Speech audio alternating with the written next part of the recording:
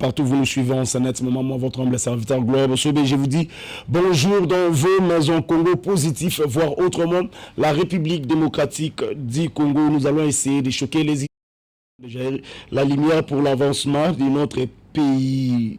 Le choc se fera entre un politicien et un penseur sur ces plateaux sans plus tarder. Bonjour Maître Katako et merci d'être là parmi nous.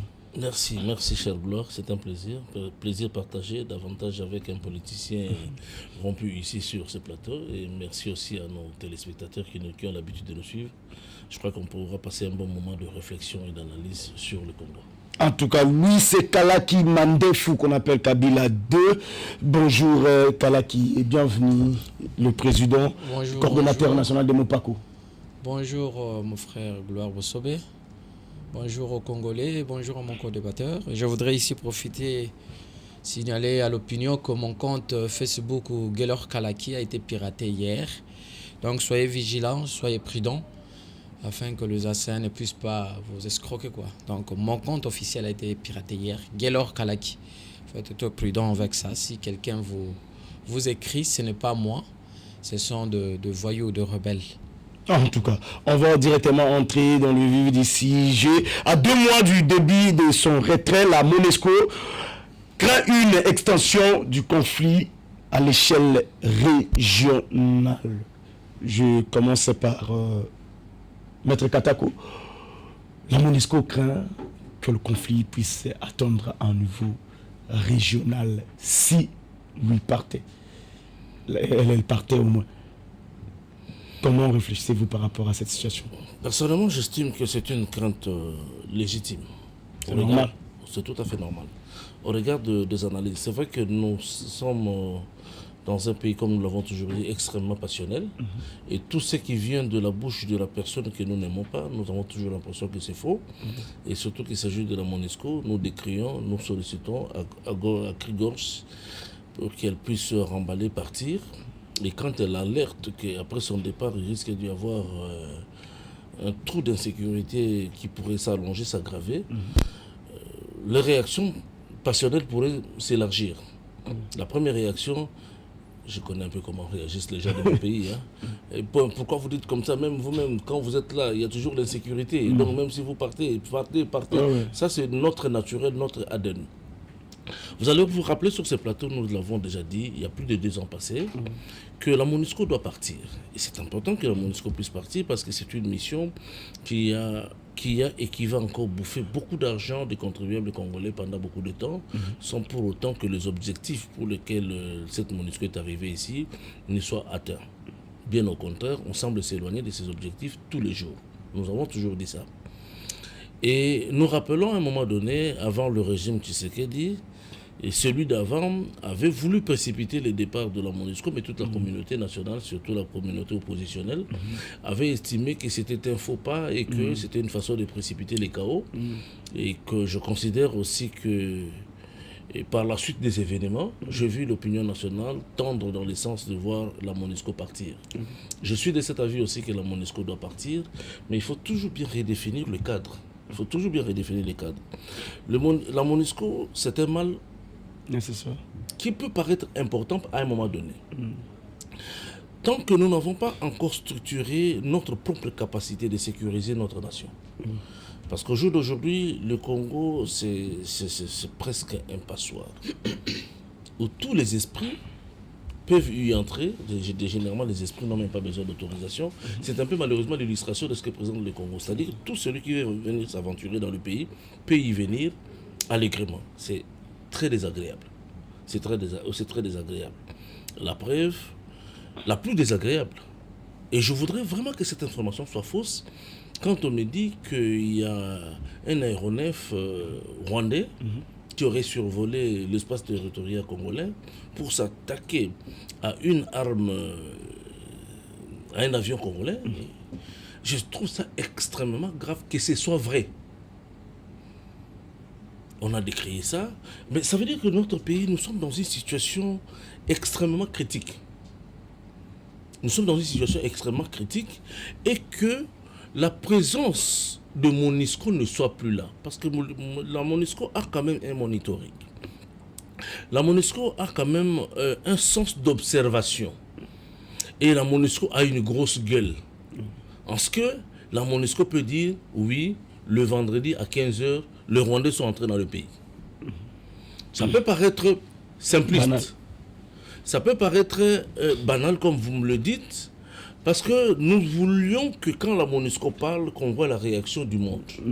Mais le fait que la MONUSCO décrit une situation, quand bien même elle est faible sur toute la ligne, mais le fait qu'elle décrit une situation, ça a une certaine importance plus que notre armature diplomatique. Ça, c'est une vérité. Ça peut, dans des pleurs à qui ne voudraient pas nous entendre, nous étendre dans ce sens-là, parce que la MONUSCO a une grosse gueule. Sa voix, elle est la plus entendue et elle arrive là où notre diplomatie piétine avant d'arriver. Et donc, quand la MONUSCO peut dénoncer une situation, c'est beaucoup plus important que le temps que nos structures médiatiques ou diplomatiques pourraient prendre. Alors, admettons que la MONUSCO ne soit pas là. Ça devient encore un passoire extraordinaire où tous les esprits, comme je l'ai dit, c'est-à-dire tous les faucons ou tous les brutaux, tous les bandits, les assassins, peuvent pénétrer notre situation, notre territoire national, parce que nous n'avons pas encore mis en place une véritable structure d'armée pour défendre le Congo. Mais on attend quand même des avancées significatives du côté de notre armée à l'est du pays ces derniers temps. Non, il ne suffit pas de délocaliser le rebelle d'un coin pour prétendre que nous sommes en train d'avancer en puissance. L'armée, c'est une architecture d'intelligence. Nous avons toujours dit qu'il faut mettre et l'intelligence et le moyen pour construire une armée dans le temps. La victoire dans une localité ne fait pas de notre armée une armée d'intelligence. Aujourd'hui, le monde est dirigé par des armées d'intelligence. Où vous savez que dans telle localité, quelle que soit la force du monde qui peut occuper notre localité, nous avons la capacité de les délocaliser dans autant de temps, compte tenu des moyens que nous avons. Et compte tenu de la qualité des hommes que nous avons. Nous avons des spécialistes de toute forme d'attaque aérienne. Et nous en avons les moyens. C'est ça qu'une armée peut se dire. Quand on nous attaque par terre, quand on nous attaque dans la forêt, quand on nous attaque dans les eaux, voici les hommes que le Congo a spécialisés pour ces secteurs précis. Tant que nous n'avons pas encore ça, tant que nous pouvons de temps en temps recourir à des forces étrangères, nous pouvons recourir à des forces parallèles, nous pouvons recourir à des civils, tels que les Ouazaleno, bravo et coup de chapeau Ouazaleno, tant qu'on peut recourir à de pareilles structures, je pense que nous n'avons pas encore une armée. Ne nous revêtons pas de beaucoup de succès parce que nous savons récupérer une localité que nous pouvons perdre demain. Parce que nous ne savons pas qu'est-ce que l'armée a fait pour récupérer cette localité et qu'est-ce que l'armée n'a pas fait pour perdre une autre localité. Malheureusement, nous avons toujours dit chez nous, les structures organisationnelles de notre État, surtout dans le domaine de la défense, ne permettent pas aux Congolais d'élaborer des véritables théories de la défense congolaise ou d'être des spécialistes de l'art martial congolais. Donc les structures ne nous permettent pas. Nous ne pouvons pas nous étendre là-dessus parce que nous n'avons pas les armes du savoir sur comment fonctionne notre armée, mais au moins nous savons que notre armée n'est pas encore remplie ou n'est pas encore fondée sur l'intelligence pour pouvoir assurer la sécurité ou l'intégrité du territoire national. En tout cas, merci Maître Katako. Même question, Kalaki, monsieur Kalaki, la MONUSCO craint que le conflit qu'on a maintenant puisse prendre de l'ascenseur et arriver presque au niveau régional. Êtes-vous d'accord avec ces analyses? Je voudrais d'abord, avant d'apporter ma petite contribution, dénoncer encore un fait, parce qu'il y a maintenant quelques heures passées depuis qu'on a arrêté Papi Pongo Luamba, vice-ministre honoraire des ressources hydrauliques. Il y a 60 jours presque passés. Et hier, nous avons appris qu'il serait mort. Il semblerait qu'il a été torturé là où on l'a séquestré par le service national de renseignement, ANR. Et il semblerait que Papi Pongo était décédé hier. C'est ce que nous avons appris et c'est dans les réseaux sociaux. Je crois que tout le monde a vu ça. Alors, nous sommes en train de demander aux autorités du pays de voir un peu cette situation. Vous savez, quand on enlève quelqu'un comme ça dans des conditions inhumaines, en principe, ce service ne peut pas détenir quelqu'un plus de 48 heures. Ça, c'est contre la loi. C'est contre la loi.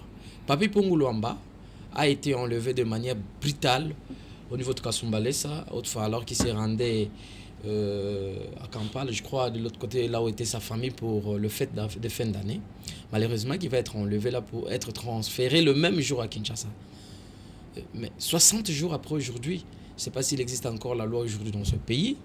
Et quand je vois le président de la République se faire honneur par ricochet de dire qu'il existe l'état des droits dans ce pays, c'est regrettable parce que son état des droits semble être bafoué par les siens. Aujourd'hui, Papi Pungu serait mort. C'est ce que nous avons appris, que Papi Pungu, depuis hier, n'est plus en vie. Et il s'organise, il semblerait, c'est ce que nous avons appris, comme on a fait avec Chéribe Okende, voir dans quelles conditions on va se débarrasser du corps de Papi Pungu. À cela s'ajoute la situation de sa femme. Vous savez qu'au moment où je vous parle, sa femme est à l'hôpital, gravement malade, parce qu'elle avait fait une crise hier.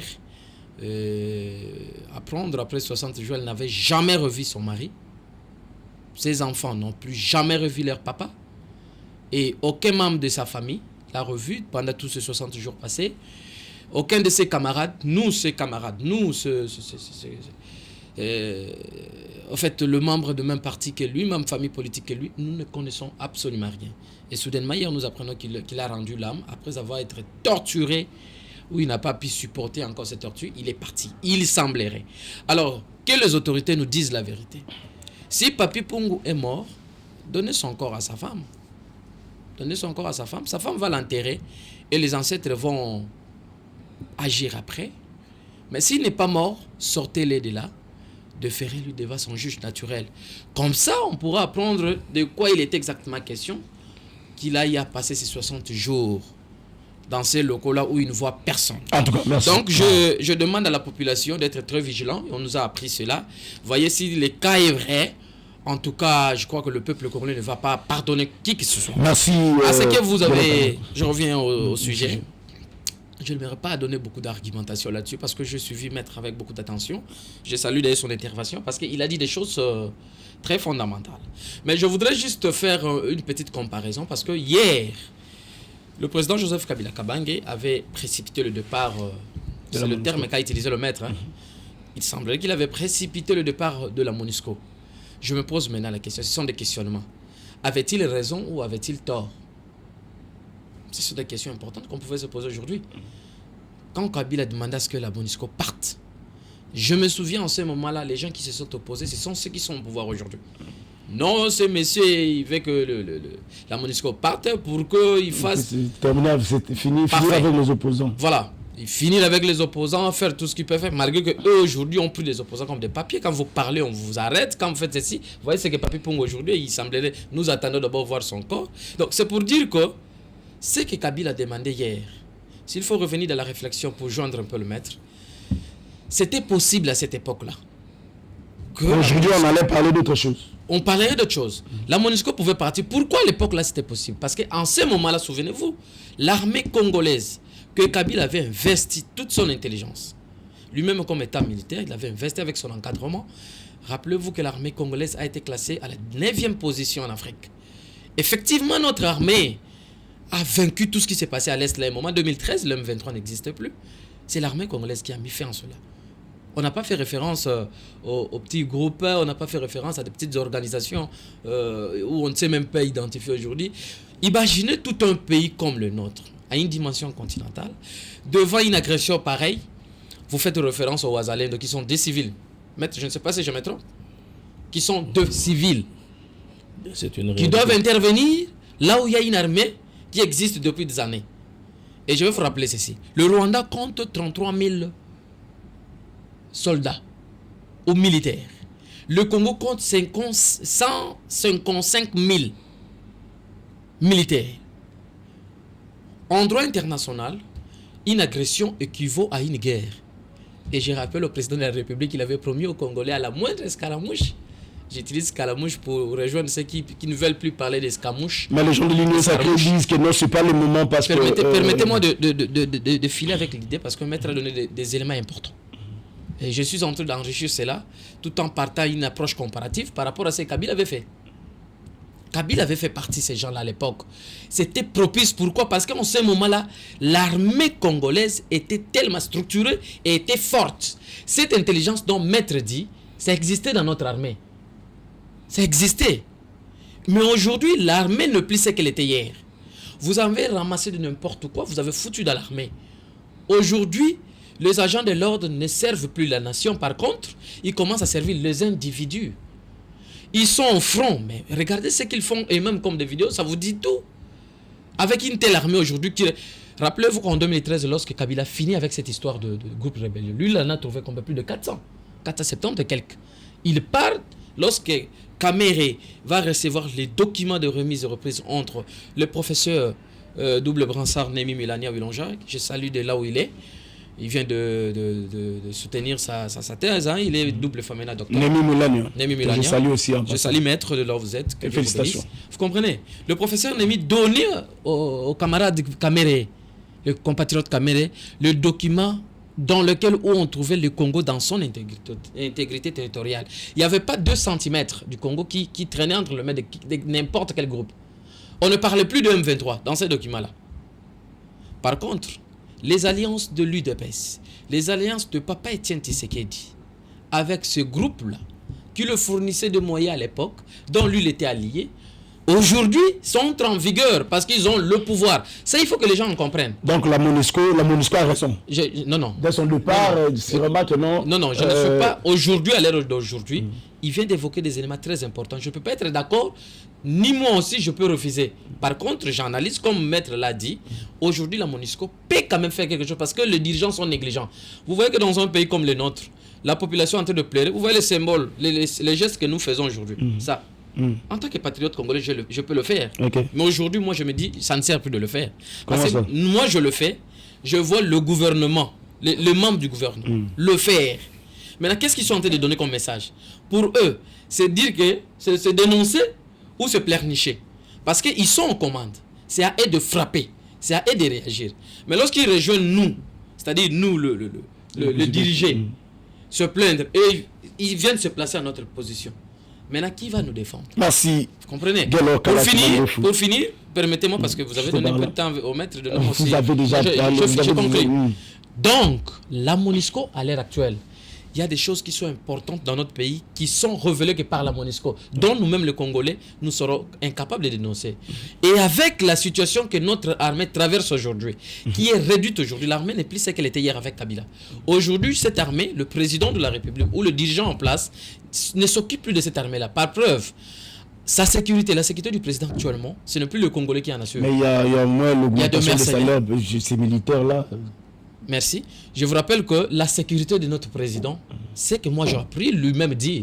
Il a fait venir de mercenaires français, il a fait venir de troupes ougandaises. Et vous pensez que le Congo qui va les gérer? Parce que ceux-là, certains sont payés $9,000, d'autres par contre nous apprenons, certains sont payés $2,500. Et l'armée que nous avons ici, les militaires, sont payés $80. Vous voulez que ce militaire aille au front, laisser leurs enfants ici, et vous demandez à la MONUSCO de partir pendant cette période, malgré que cette MONUSCO est complice de beaucoup de choses. Parce que c'est autour de... Vous savez combien la MONUSCO gagne par année? $1 milliard. Merci. Pour nous servir quoi? Merci Guelo Kalaki, merci beaucoup. Nous sommes toujours là à l'Est. Je rejoins les explications du maître, mais moi, je condamne nos dirigeants. Ils sont aujourd'hui la cause de souffrance du peuple congolais. Merci beaucoup, Guelo Kalaki. Nous sommes toujours à l'Est du pays. Insécurité à l'Est de la République démocratique du Congo, les États-Unis, le Royaume-Uni, la France recommande de nouvelles sanctions contre plusieurs membres du M23. Distraction. Est-ce que, maître, c'est après des décennies, c'est maintenant que ces États-là prennent des sanctions contre le membre de M23? Ils sont là comme des sapeurs-pompiers ou c'est vraiment avec encore, avec objectivité qu'ils sont en train de faire ça? Ou c'est par rapport aux cris que les Congolais ont pu lancer dans le monde entier et par honte par peur aussi peut-être de la Russie, qu'ils ont dit, bon voilà, faisons un peu ça pour essayer de calmer. Donc nous sommes comme des petits enfants où quand on pleure, on vient avec des bonbons pour essayer de calmer la situation. Je pourrais donner une réponse qui pourrait vous surprendre un peu. Voilà.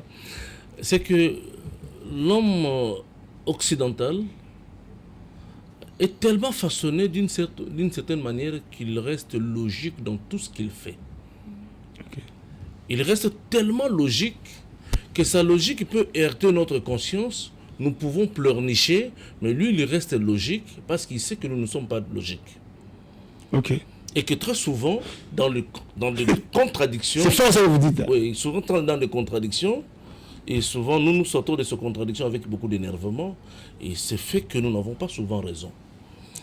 Regardez, l'engouement qu'il y a quand nous remarquons que les Occidentaux condamnent le M23, nous sommes contents. C'est qu'il y a un problème qui ne va pas dans nos têtes. Je suis agressé par mon voisin, je ne fais rien, je pleurniche, et j'attends à ce que d'autres voisins viennent reconnaître que je suis agressé. Viennent chercher à sanctionner mon agresseur. Et je dis même que ma diplomatie devient agissante en ce moment-là. C'est qu'il y a un problème en moi-même. Quand je dis que nous n'avons pas de logique, ça veut dire quoi? Quand nous décidons de construire une société, nous devons savoir que la construction d'une société dans un univers de contradictions et qu'à tout moment, ma société peut être attaquée par l'une ou l'autre structure sociale étrangère à moi. Ça veut dire en termes de pays, si nous voulons être un pays, nous devons nous assurer en permanence que d'autres pays peuvent nous faire la guerre, à raison ou à tort. Et nous devons nous préparer conséquemment. Et j'ai toujours dit que le Congo vit le spectre de sa disparition à travers 9 guerres potentielles qui peuvent éclater à tout moment. Et admettons que les 9 pays frontaliers au Congo faisaient la guerre à la République démocratique du Congo. Nous disparaîtrons à la seconde. On ne résistera même pas pendant 2 jours.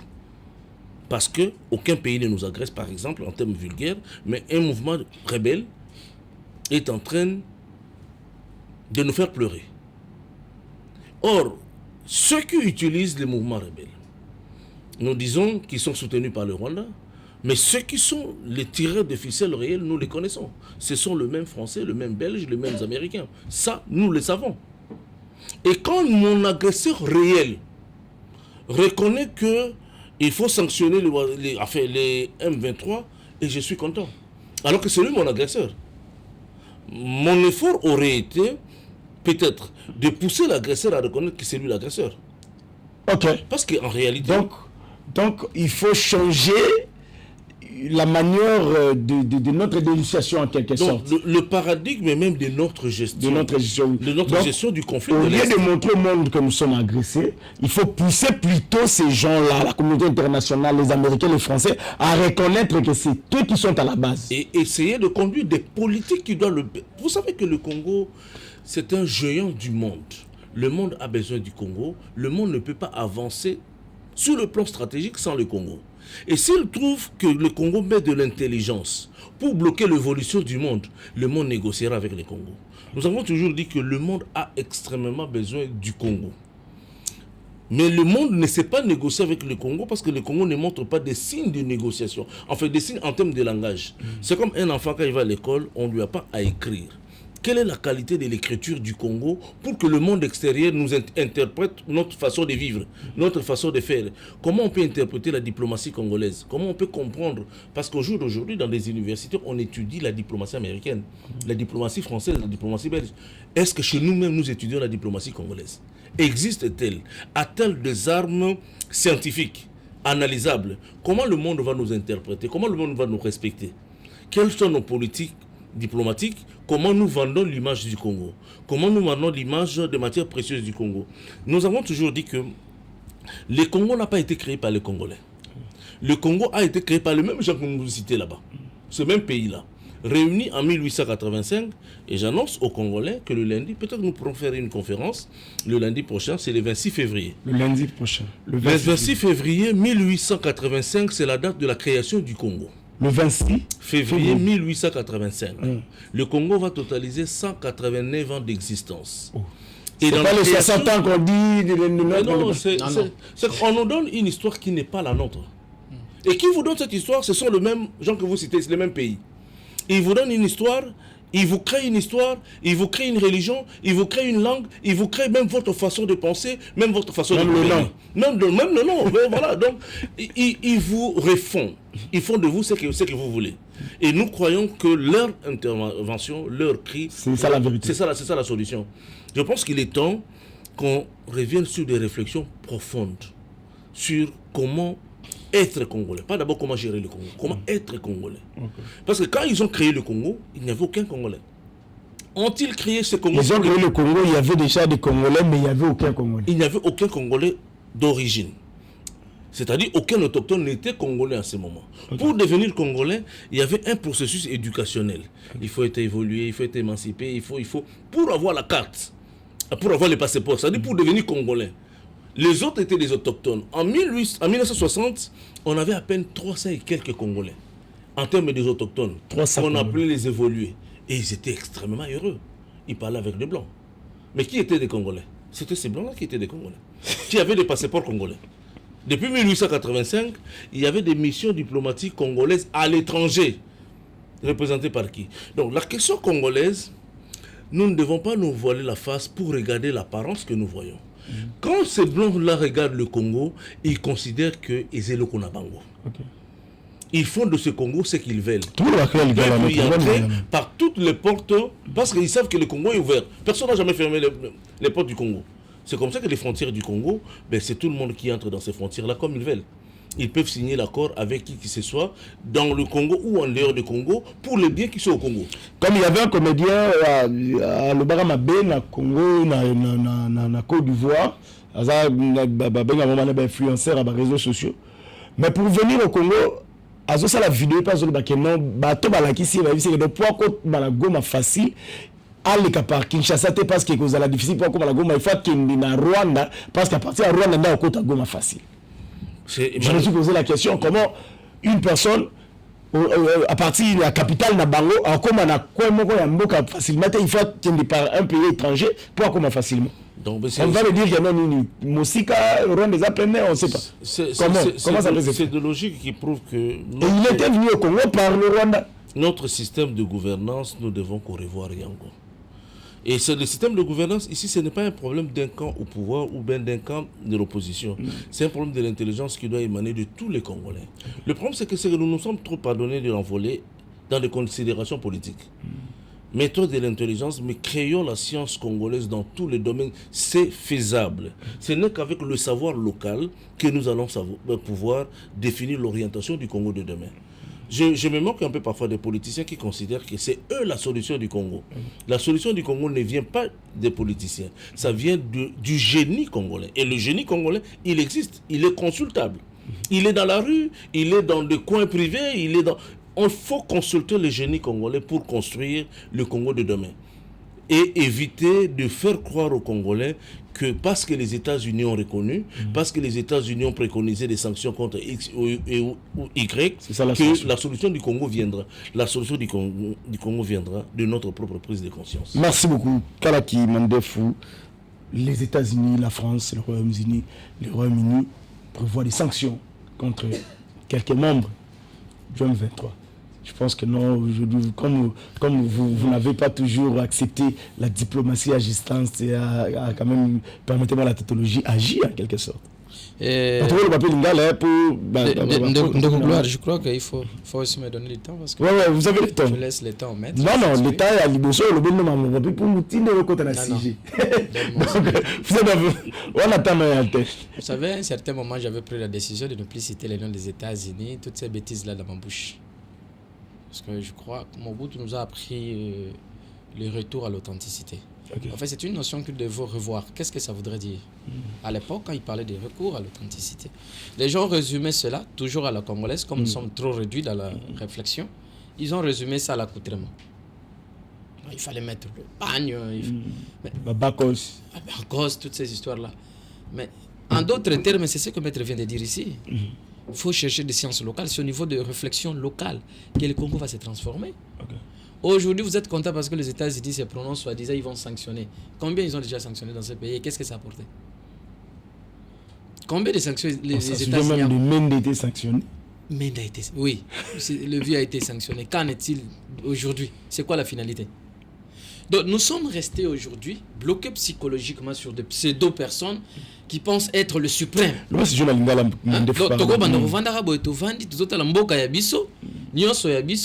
Quelques individus sont dans leur pays en train de bien vivre, dépendant d'ailleurs du sous-sol congolais.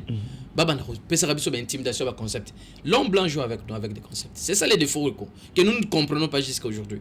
À un moment donné, on nous a parlé de pays du tiers-monde. À un moment donné, on change de concept. Les pays en voie de développement. Quelque part, ils vont changer. Ils sont de nous caresser, hein, les pays sous-développés. Et à un moment de dire, le pays émergent.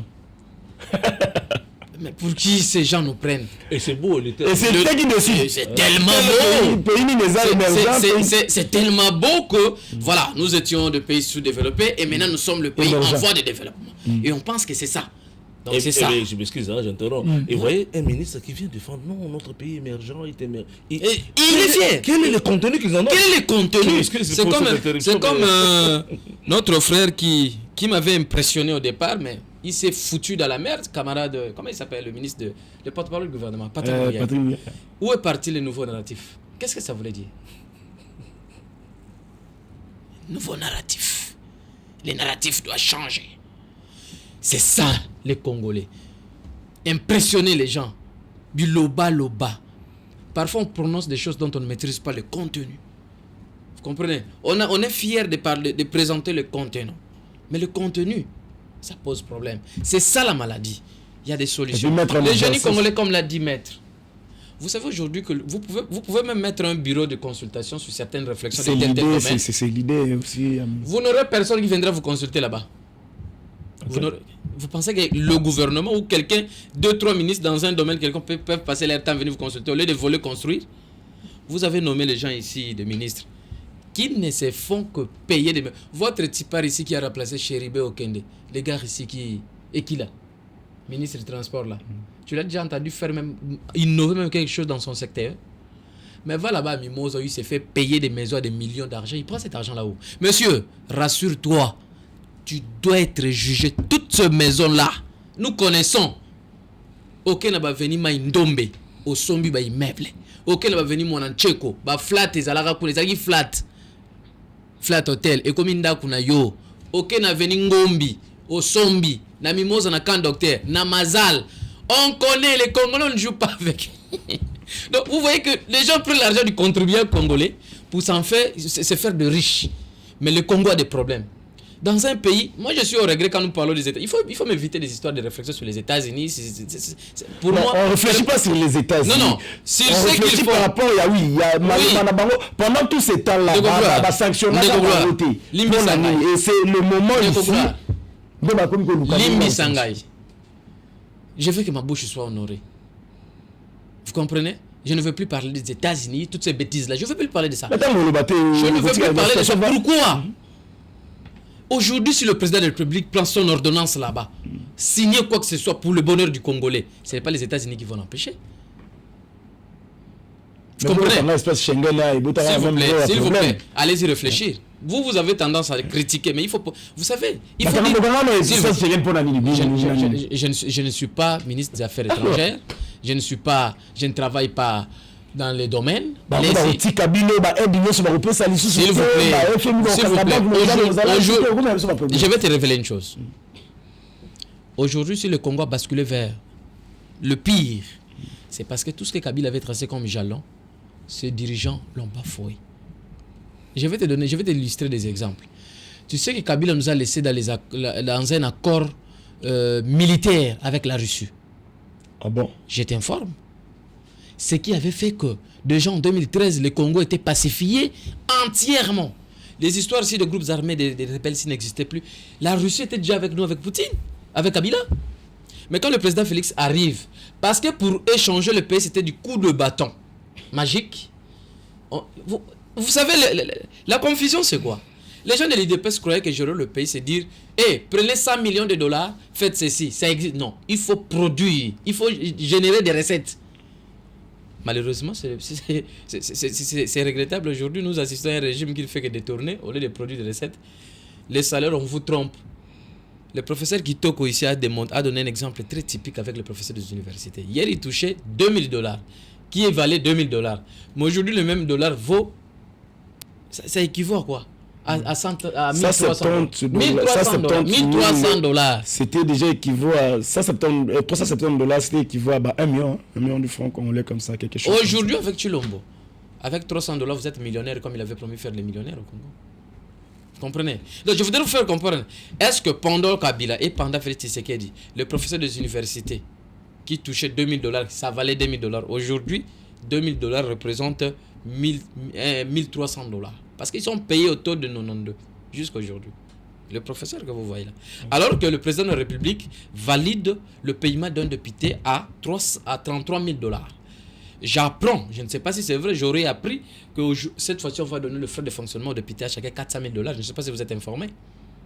Dans un pays où vous êtes en guerre, dans un pays où les fonctionnaires touchent 100 $, dans un pays où ça me fait mal. Et puis vous allez parler des États-Unis qui a sanctionné. Vous commencez à parler Pourquoi vous parlez des États-Unis de parler des gens qui sont en train de piller le pays? Je te dis une chose. Est-ce que vous savez que nous étions sortis de PIB? Aujourd'hui, nous sommes dans ça. Chilombo nous ramène encore. Au moment où je vous parle, nous sommes déjà à 8 milliards de dettes. Et je vous dis qu'il y a 3 milliards qui sont en cours de demande. On nous dit ici, le ministre de Finances, comment il s'appelle? Nicolas Gazadi. Et on l'a surnommé Argentin de la République. Je manque. Excusez, il y a eu une petite préoccupation concernant Schengen. On peut toujours créer des débats. Avons-nous besoin de l'espace Schengen, enfin de cette communauté Schengen ici chez nous? Est-ce qu'en Europe, pour qu'un Français prenne le visa de venir au Congo, est-il obligé de passer par une organisation africaine ou sous-régionale pour avoir le visa pour venir au Congo? Voilà. Quand la maison Schengen existe, quel est le respect qu'on accorde aux Congolais qui sollicitent le visa pour aller à l'étranger? Est-ce que réellement nous avons besoin de Schengen? Enfin, ce sont des débats pour lesquels l'intellectuel doit placer la cause au devant de la scène. On a une passation, on commence à parler de ça. C'est ça la maladie qu'il y a. On ne doit pas céder dans ma caprice. Voilà. Imaginez que l'espèce Schengen, ils ont recevoir par jour, par exemple, les demandeurs de visa. Par exemple, 100 personnes par jour, ils ont un visa. Okay. Et qui va accorder 10 personnes visa. Mais pour qu'on ait un visa, bah, sa réponse, il y a oui ou non, vous devez d'abord payer les 80 €. Okay. Bon, maintenant que mon il y a 100 personnes multipliées par 80, et mais vous ne donnez les visas qu'à 10 personnes, qui gagne? Jamais. Tu peux faire ça 10 fois. Alors, vous faites ça. Okay, le nombre de gens qui gagnent, qu'est-ce que le Congo gagne dans cette histoire? Est-ce que vous ne comprenez pas que Maison Schengen se tape de l'argent derrière le dos des Congolais? Tout à fait. Voilà. Parce qu'ailleurs, pour que on foute un bon où il y a visa, bah analyser le dossier nayo, bah moni oui, au Congo qu'on a visa, nous on simbongo. Mais ici, au cause visa, mais il faut d'abord faire sa bonne pour avoir sa réponse. C'est-à-dire qu'il y a des débats que nous devons mettre sur la scène pour voir est-ce malam ou bien est-ce que c'est important? Est-ce que c'est important? Et je m'excuse, maître. Vous voyez maintenant ce que je viens de dire tout à l'heure ici. Le mal chez nous, les Congolais, il faut attendre que quelqu'un parte. Et puis on regrette. Kabila avait compris toutes ces choses. Nous ne l'avons pas cru. Kabila avait tout compris et il voulait ramener le... Quand il dit... Je n'ai pas réussi à changer le mental de l'homme congolais. Il faut lui donner... C'est comme quand Mobutu disait, s'il s'agit de signer un pacte avec le diable pour l'unité du Congo, on le fera. Il faudra faire recours à l'authenticité. Il faut comprendre le contenu. Ce n'était pas l'accoutrement. C'est la culture. Vous voyez ce qu'il a évoqué ici, ça m'a beaucoup donné des réflexions. On doit avoir un principe de bureau de génie où on va se faire consulter même pour gérer le pays. Nous avons beaucoup de domaines. Qui ne fait que capitaliser le savoir. Dans des pays développés, quand vous allez, il y a des consultants dans chaque secteur, dans chaque domaine. Il y a des jeunes qui sont là pour proposer des idées, par exemple, au gouvernement. Mais ici, Il y a des bureaux qui existent ici. J'apprends que nous sommes des consultants dans tel domaine spécialisé dans ceci. Mais qui les a consultés? Allez-y vérifier. En tout cas, on va. Allez-y même au laboratoire du professeur Moussa ou Célestin. Observance. Moussa, oui, le professeur. Observatoire de gouvernance avec le professeur Michel Bissa. Je suis dans cette cellule-là. Nous n'avons jamais reçu. Même pas. C'est ça le pays. Lumumba, Kimbangu, Laurent Désiré Kabila. Vous voyez dans quel état le pays se retrouve? Expédition des affaires courantes par Sama, la décision de Félix Tshisekedi est une violation grave de la Constitution, estime Bandoya, Assemblée de la République. Et Baninga Moussou, il y a opposition. Je commence par Kalaki Mandefou. Pensez-vous que non, expédition d'affaires courantes, gouvernement en réalité, on fait en mars. Alors à quoi bon vous changer Premier ministre? S'il vous plaît. Dans la gestion du pays, on n'y met pas le sentiment. On n'y met pas le népotisme. Il y a les règles établies par le législateur que vous devez respecter. La Constitution est une loi fondamentale et les lois de la République. C'est sur base de ça qu'un président ou tout dirigeant doit gérer ce pays, que tout gouvernant doit s'y amender. On n'y fait pas de sentiments. Il y a des règles. Vous comprenez? Lorsqu'on vous dit, la loi dit, aujourd'hui si le président se déplace, c'est le président du Sénat qui remplace automatiquement. C'est la loi. C'est vrai, il y a des règles qui viennent à un moment donné, le déplacement, ça dépend aussi. Il faut tenir compte. Quelqu'un qui va par exemple à l'intérieur du pays, il peut prendre son intérim, il donne à son directeur de cabinet, il dit assure les affaires courantes.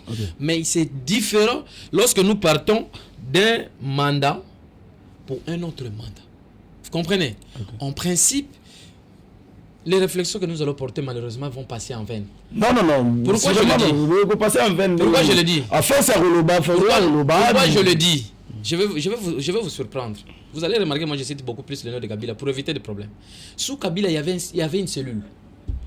Tout le monde qui portait comme réflexion à la télévision, surtout de l'opposition, on devrait prendre ça, analyser ça, réfléchir, donner à Kabila. C'est ce que vous n'avez jamais compris. Voilà pourquoi. Est-ce que vous avez solo? Ce que je dis, c'est ça.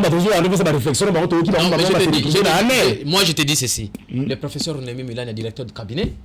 Le professeur Némi Milan, est-ce que Marambo est vrai? On va vérifier. C'est pour vous dire que je prendrai mon téléphone et je vais vérifier du professeur. Tout ce que l'opposition réclamait, remarque que ça se faisait exécuter d'une manière à l'autre.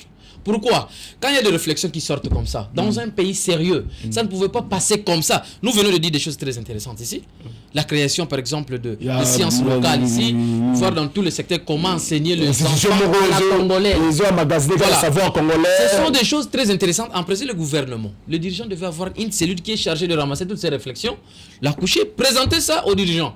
Et revoir, mener des études, comment appliquer cela. Je te dis qu'il n'y en a pas. S'il y en avait, on ne devait déjà pas violer la Constitution parce que la règle est claire.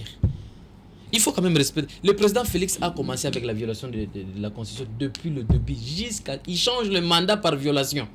Il a organisé des élections chaotiques de l'histoire du monde. Pour la première fois, on voit un président élu à sa manière.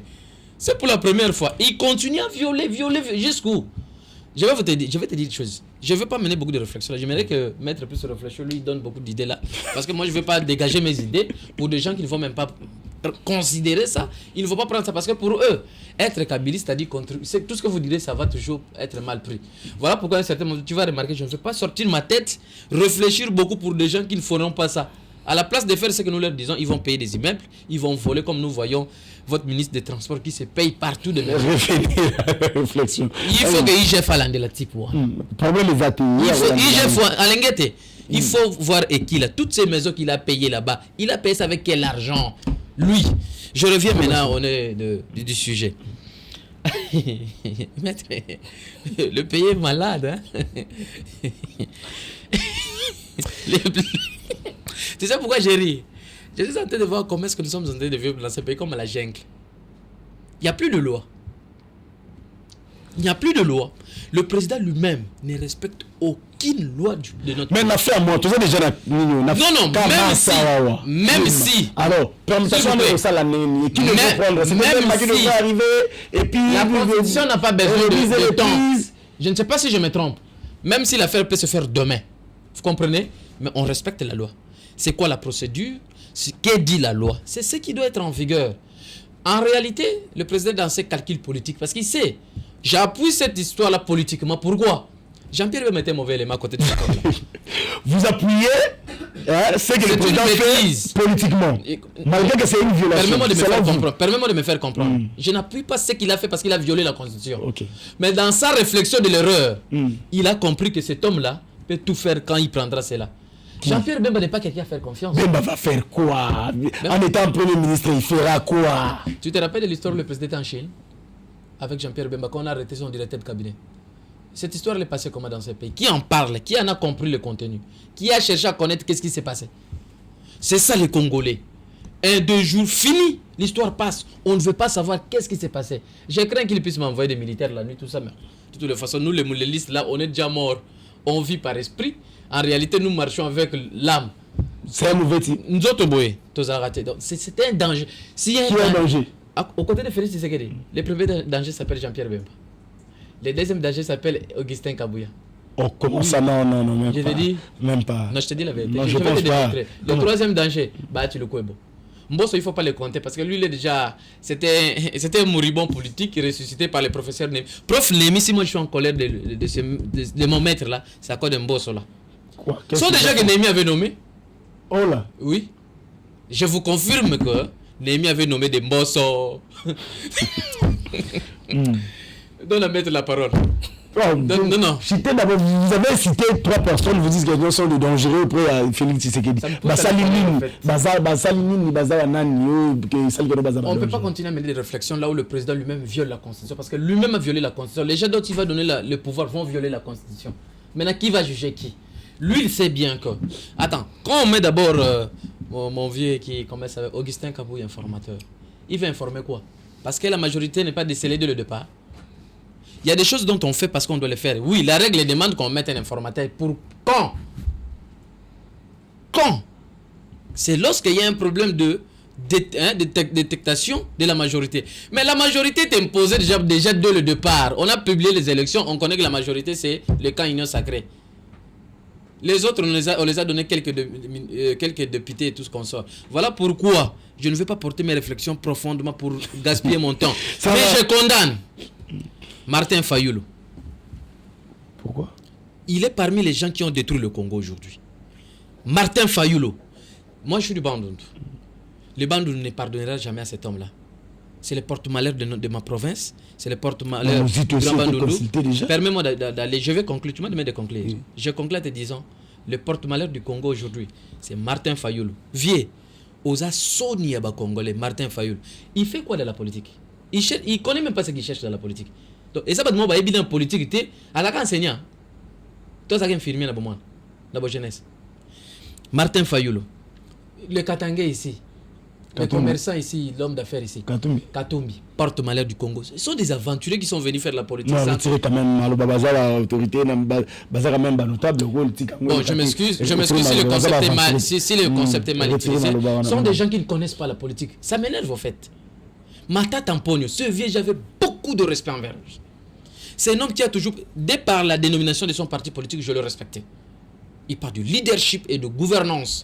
C'est le seul premier ministre qui a essayé, un peu, il n'a rien fait de bon, hein, qui a essayé de faire quelque chose aussi. Merci. Mais voilà aujourd'hui que ces gens-là ont permis que les Congolais puissent entrer dans la boue en crédibilisant les mauvaises élections organisées par Félix Antoine Tshisekedi. Merci, Ndeko. Ils seront punis. Kalaki. La justice dédiée.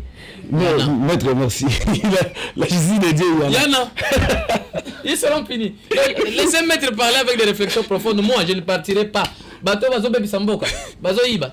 Maître, à la lire les choses pour l'affaire courante, pas de mandataire dans le pas de ça m'a le compte de continue. Est-ce qu'il y a violation ou il n'y a pas violation? Non, la question, c'est pas de savoir s'il y a violation, parce que il y a des Congolais qui dirigent le pays qui ont décidé d'aller au Parlement, et qu'il est temps qu'ils aillent au Parlement. Il n'y a aucune explication de leur demander de ne pas aller au Parlement ou d'aller au Parlement et de rester dans leurs affaires traditionnelles ou courantes. Je crois que ce n'est pas un bel exemple pour l'avenir du pays. Nous avons toujours dit que chaque action que nous posons dans le présent, ça pousse à la construction ou à la déconstruction du pays. Et le pays a un déficit de construction. Nous devons avoir la conscience que tout fait que nous posons aujourd'hui doit avoir des répercussions en faveur de la construction du pays. Aujourd'hui, ce cumul-là va préjudicer la morale politique. Chaque pays qui n'a pas la morale de ce qu'il fait, c'est un pays qui court vers le danger. Même si le peu de temps qu'ils vont faire va reconstruire un gratte-ciel, mais sur le plan éthique, sur le plan moral, c'est déjà un fiasco extraordinaire. La loi, les décisions de justice sont une armure pour un pays, constituent la force morale pour qu'un pays puisse aller de l'avant. Quand on méconnaît les dispositions de la loi en faveur des intérêts politiques, la loi, mais il y a toujours des enjeux politiques. Non, aucun enjeu politique ne peut aller au-dessus de la loi. La loi, c'est l'expression de la volonté de tous les Congolais.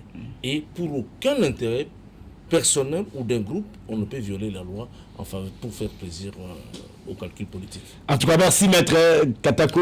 Permets-moi d'ajouter un élément sur ce que Maître a dit. Par rapport à la loi, vous devez savoir une chose. La Constitution en soi représente la volonté du peuple. Dans son ensemble. Merci beaucoup. Vous comprenez? Dans son ensemble. Merci. Et cela a été validé via le référendum. Donc quand le président fait quelque chose contraire à la Constitution, c'est-à-dire il a bafoué le peuple. Merci beaucoup. Nous sommes arrivés pratiquement à la fin. Je dis beaucoup merci à mes invités. Retrouvons-nous demain à partir de 12h sur la grande et la meilleure chaîne Tokomi Wapi. Merci à Manix et puis merci à notre Dipo. Merci Nabao Bazaki Nassima Bilili, merci d'avoir venu en Stoubolandi. Abonnez-vous à Congo Positif pour rater et le Congo prochainement. Ciao.